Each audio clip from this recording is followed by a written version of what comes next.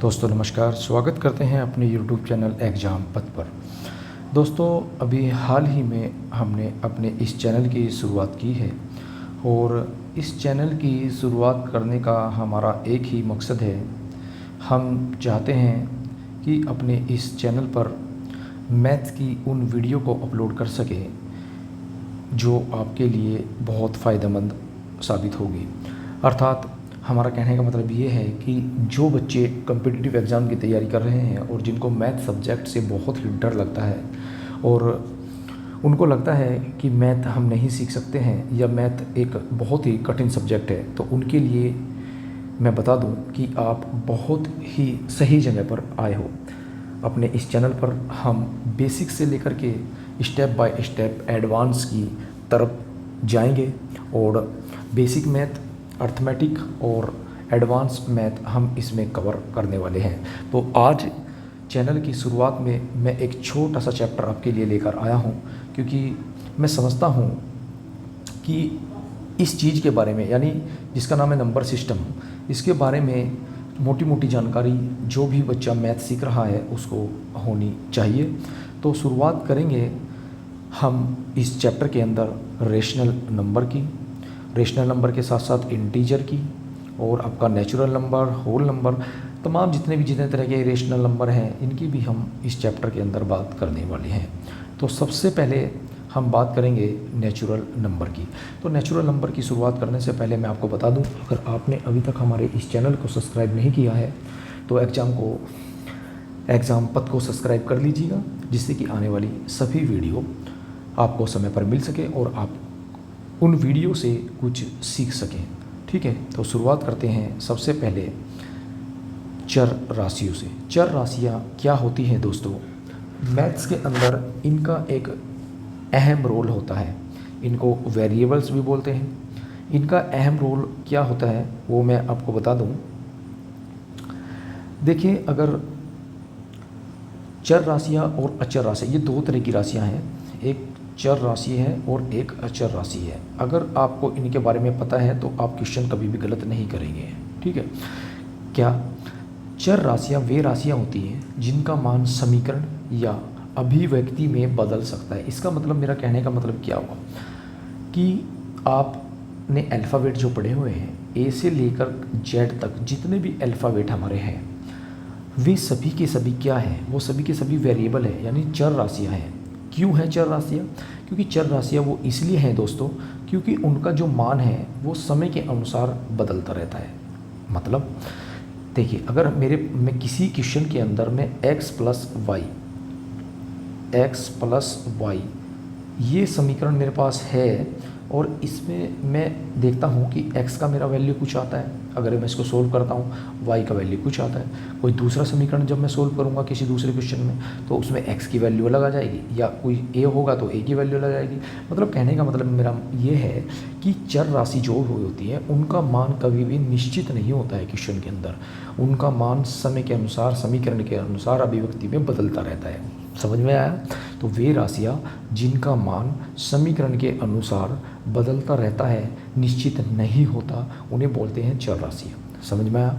इसके बाद बात करेंगे अचर राशियाँ, कांस्टेंट। अचर राशि वे राशि होती है जिनका मान हमेशा स्थिर रहता है और यह कभी नहीं बदलती।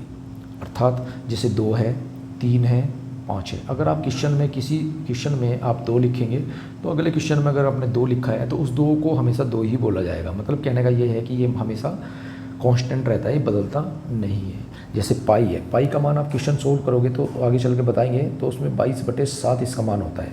तो हमेशा जो पाई का मान होता है वो 22/7 ही होता है, चाहे आप कोई सा भी क्वेश्चन सोल्व कर लीजिए। ठीक है, तो चर राशि और अचर राशि में आपको दोनों में अंतर समझ में आया? ठीक है।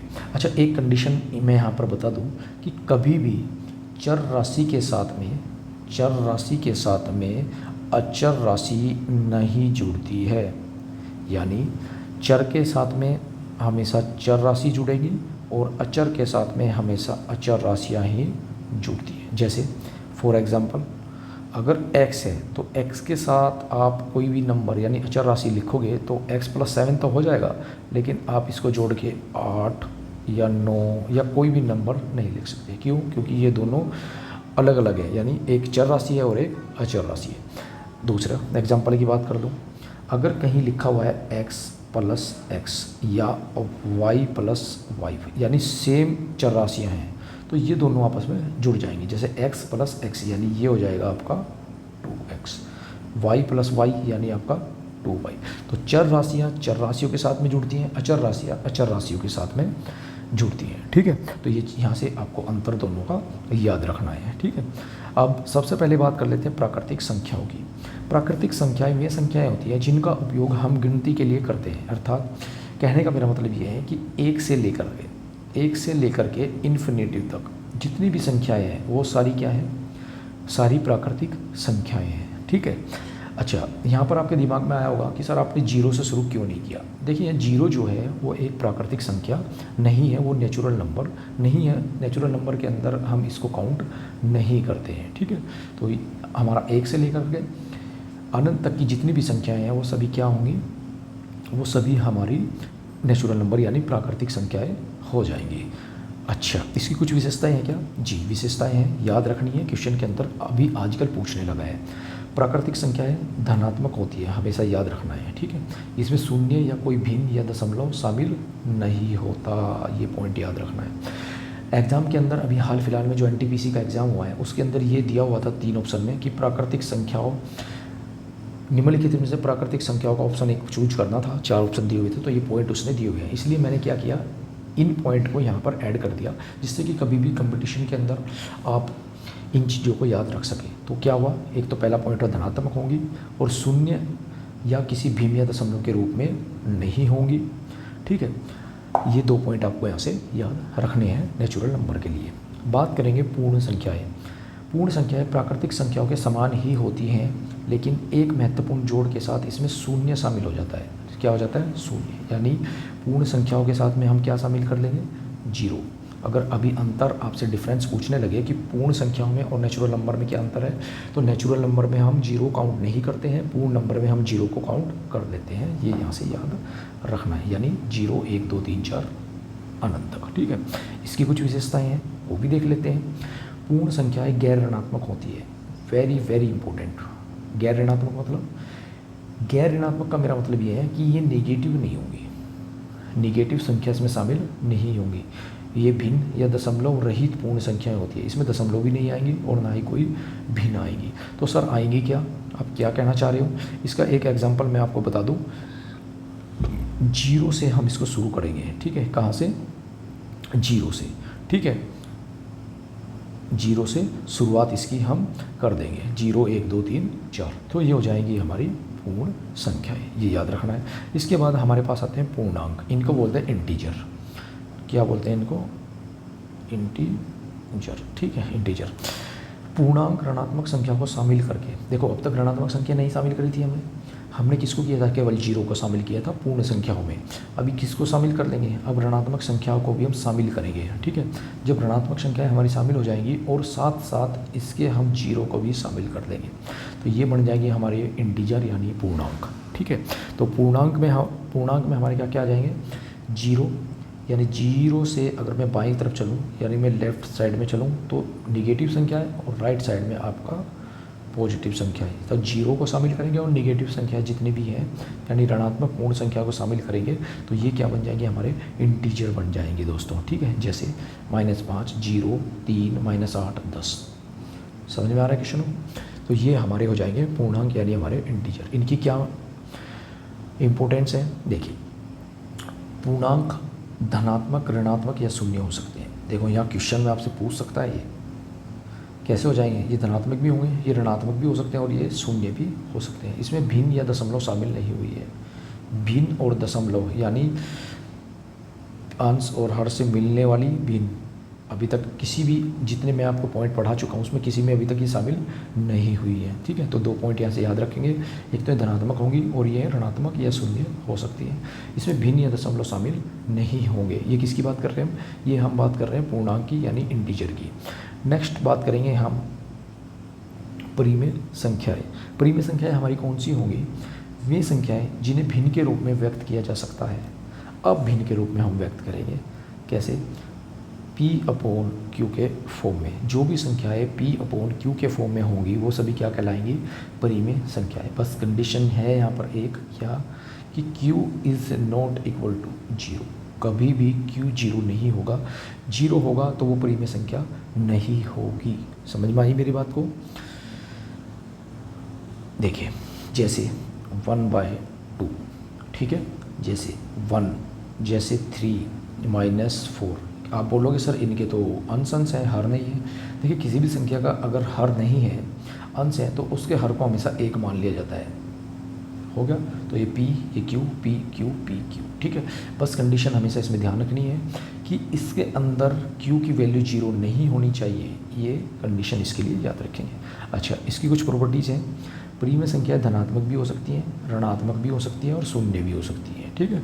इसमें पूर्ण संख्या शामिल है, क्योंकि किसी भी पूर्ण, ये कह रहा है कि जितनी भी पूर्ण संख्याएं हैं, जितनी भी पूर्ण संख्याएं हैं 0, 1, 2, 3 से अनंत तक, ये सभी की सभी क्या हैं, ये सभी की सभी परिमेय संख्याएं हैं, ठीक है। तो ये यहाँ से याद रखना, परिमेय संख्याएं। इसके बाद मैं बात करूँगा भाज्य संख्याओं की। भाज्य संख्याएं कौन सी होंगी? वे संख्याएं जिनके 2 से अधिक गुणनखंड होते हैं। जब 2 से अधिक गुणनखंड होते हैं, यानी वे संख्याएं या तो 2 से विभाजित होंगी या वो 2 गुणनखंड रखेंगी। जैसे मैं बात करूं अगर 2 की, 3 की, 4 की और 5 की, ठीक है। ये सभी संख्याएं कैसी हो जाएंगी? ये हो जाएंगी भाज्य संख्याएं। कैसी हो जाएंगी? भाज्य संख्याएं। क्यों? क्योंकि देखो 2 है, 2 एक स्वयं 1 भी रख रहा है और 2 रख रहा है। 3 1 भी रख रहा है, क्योंकि 1 से भी कटता है और 3 से भी कटता है। 1 से भी कटता है और 4 से भी कटता है। 1 से भी कट रहा है, 5 से भी, यानी 2 से अधिक या 2, 2 से अधिक या 2 क्या रखेंगी? ये जो गुणनखंड रखेंगी उनको क्या बोलेंगे? भाज्य संख्याएं। अच्छा, आप बोलोगे सर इसमें आपने 1 को क्यों काउंट नहीं किया? देखिए, एक ना तो भाज्य संख्या है और एक ना ही अभाज्य संख्या है। क्यों? क्योंकि एक केवल 1 से ही कटता है, इसके पास केवल एक ही गुणनखंड है, इसलिए इस संख्या को हम ना तो भाज्य मानते हैं ना अभाज्य मानते हैं, ठीक है। आगे चल के मैं अभी और भी आपको इसको क्लियर करूँगा। अब देखो, भाज्य संख्या की कुछ प्रॉपर्टीज़ देख लेते हैं। भाज्य संख्याएं वे होती हैं जो एक और स्वयं के अलावा किसी अन्य संख्या से विभाजित होती है। समझ में आया? उदाहरण के तौर पर 4 है, 4 किस किस से हो जाएगा? 1 से भी हो जाएगा, 2 से भी हो जाएगा, 4 से भी हो जाएगा। 6 है, 1 से भी, 2 से भी, 3 से भी, 4 से भी।